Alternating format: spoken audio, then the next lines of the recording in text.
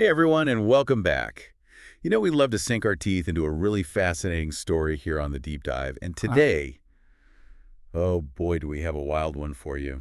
It's got performance art, a complicated relationship, and a journey across a whole continent. It's not every day you come across a story that blends love, art, and the Great Wall of China. Right. We're talking about Marina Abramović and Ulay's The Great Wall Walk from 1988. Mm. This CNN article we found really digs deep Yeah, into it. she's a wild rag. Seriously. So picture this. It's the 1980s, and Marina Abramović and Ulay are like the superstars of the performance art world. Known for pushing boundaries, making bold statements, the kind of art that really gets people talking. Exactly. And their plan was to walk from opposite ends of the Great Wall of China and meet in the middle to get married. And you gotta admit, using the Great Wall like that, it's brilliant. I mean, this is a structure built to keep people out, and they're using it as a symbol of coming together. It's like a physical representation of breaking down walls, both literally and figuratively. But things didn't quite go according to plan, did they? Let's just say 8 years is a long time to wait for permission from the Chinese government. And relationships. Well, they have a way of evolving during that kind of time, too. That's one way to put it. Infidelity, a three-way relationship that didn't quite work out. By the time Abramović and Ulay actually set foot on the wall, their walk was less about a wedding and more about saying goodbye. Talk about a dramatic shift. So let's rewind to 1988.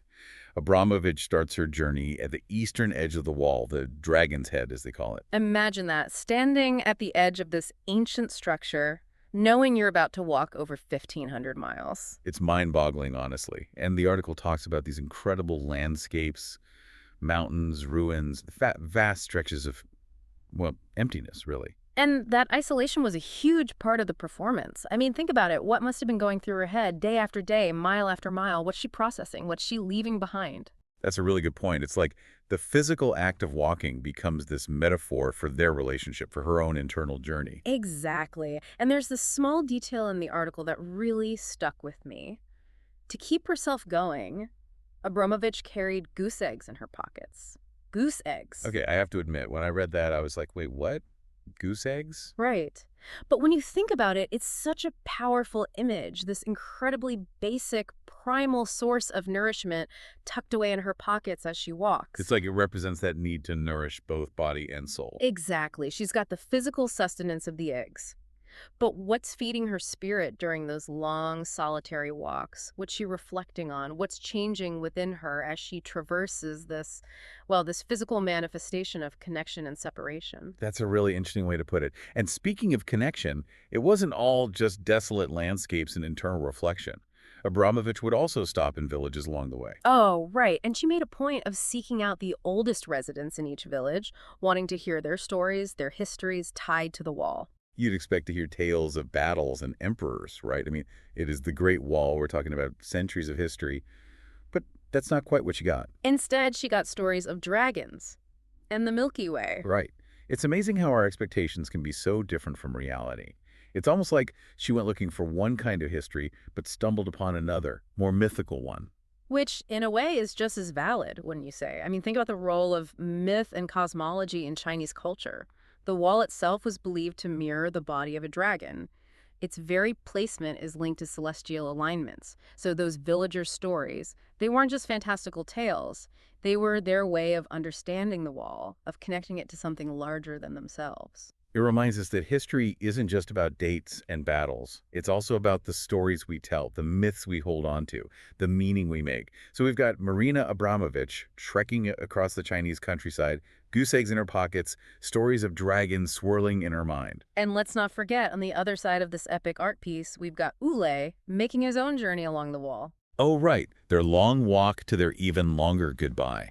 You'd think that after all those miles, they wouldn't be too picky about where they finally met up again, right? Well, you'd think that, but this is Marina Abramović we're talking about. This woman is all about the concept, the art, the statement. She wasn't about to just bump into Ulay somewhere along the way and call it a day, was she? Absolutely not. She was committed to that original vision, meeting at the exact midpoint of the wall. Even if it meant walking an extra mile or two. Even then, she actually said later that when she found out Ulay had chosen a specific meeting point instead of the actual midpoint, she wanted to kill him. Okay, I love that. Talk about dedication to the art. But seriously, Can you imagine the emotional roller coaster? Yeah. Months of walking, years of a relationship, and then finally, that reunion. It kind of gives me chills just thinking about it, the weight of that moment. Right. And what does Ulay do? He drops a massive bombshell. He tells her that he got his translator pregnant during the walk. Wow. Talk about adding insult to injury. Or maybe injury to insult. In any case, it's a lot to process. No wonder it was another 22 years before they saw each other again. 22 years. So what brings them back face to face after all that time? Well, in 2010, Abramović is at MoMA in New York doing this really intense performance piece called The Artist is Present. Maybe you saw it. Oh, yeah, the one where she just sits silently and people take turns sitting across from her, making eye contact. That's the one. Yeah. Really powerful stuff. Anyway, one day, Ulay walks in and sits down opposite her. The article said she teared up instantly, said her whole life flashed before her eyes. And Abramović, this woman who's known for her incredible self-control, she breaks character and reaches out to hold his hands. Exactly, just this raw human moment. You can't script something like that. It's almost like in that instant, everything else just faded away. The art, the pain, the years. And they lived happily ever after. Oh, if only. See, that's the thing about life, isn't it? It rarely follows a Hollywood script. 6 years later, Ulay sues Abramović over royalties for their work together. Come on, seriously. No. I mean, I know the art world can be cutthroat, but after everything they went through. It's a good reminder that even the most intense collaborations, artistic or otherwise, still have to navigate the real world. Contracts, legalities, money. It's like a microcosm of their entire relationship, you know? The passion, the drama, the constant tension between coming together and pulling apart. But there's one more twist to this story. One final encounter. Ulay passed away in 2020, but right before that. They bumped into each other at a silent meditation retreat in India. Get out. Are you serious? What are the chances? Right, you couldn't write this stuff. The article quotes Abramović saying the universe has its own ways. They were able to make peace before he passed. It's actually quite beautiful in a bittersweet kind of way. Makes you wonder if that shared experience, that walk along the Great Wall, maybe it never really left them. It does make you think. But you know, there's another layer to this whole thing. Yeah. Because the CNN article, it's not just about reminiscing about a walk that happened decades ago. What do you mean? Well, it turns out Abramović is revisiting the Great Wall Walk in a whole new way. Right now. Okay, so we've journeyed across the Great Wall through breakups, lawsuits, and even a chance encounter at a meditation retreat. Talk about a roller coaster. But you said this CNN article is actually about something happening right now, right? Exactly. It's about how Marina Abramović is revisiting that monumental walk from decades ago in a brand new way. All right, spill the tea. What's she up to now? She has a solo exhibition in Shanghai, her first ever in China, called Marina Abramović, Transforming Energy. And get this, it features over 1,200 never-before-seen photographs from the Great Wall Walk, many still in negative form. Wow, she kept all those photos under wraps all these years. That's incredible. It's like she's inviting us to experience that journey alongside her through her own eyes. And what's striking is that it's not just a nostalgic look back. In the article, curator Shai Patel even mentions being blown away by the sheer volume of unseen material. This exhibition is about so much more than just showcasing her past. I'm picking up on a butt. What else is going on here? Well, think about it. This is Marina Abramović. She's not one to dwell in the past. So if she's bringing back the Great Wall Walk now, it has to be about engaging with the present moment, too. Okay, that makes sense.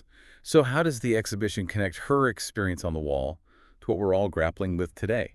The article highlights how Abramović is specifically interested in our relationship with time and technology. You know, in our fast-paced, always-on world, it's easy to get caught up in the rush, to live life on fast forward. It's true. I can't even remember the last time I wasn't multitasking or scrolling through something. Exactly. But this exhibition, it's like she's hitting the pause button. One of the installations is a custom-built metronome that ticks every 24 seconds. Imagine that, a full second between each beat. Wow. That would be incredibly disorienting at first, but also kind of amazing. You'd be forced to slow down, to actually be present in that 1 second. Precisely. And there's another piece where visitors slowly open and close a door without ever going through it. It's about savoring the process, the present moment, rather than being fixated on the destination. Which, if you think about it, is the complete opposite of how most of us live our lives. We're always on to the next thing, the next goal, the next notification. And that's where the connection to the Great Wall Walk comes full circle. That walk was all about slowing down, about being present with each step, each sunrise, each aching muscle. It was a journey of both physical and mental endurance.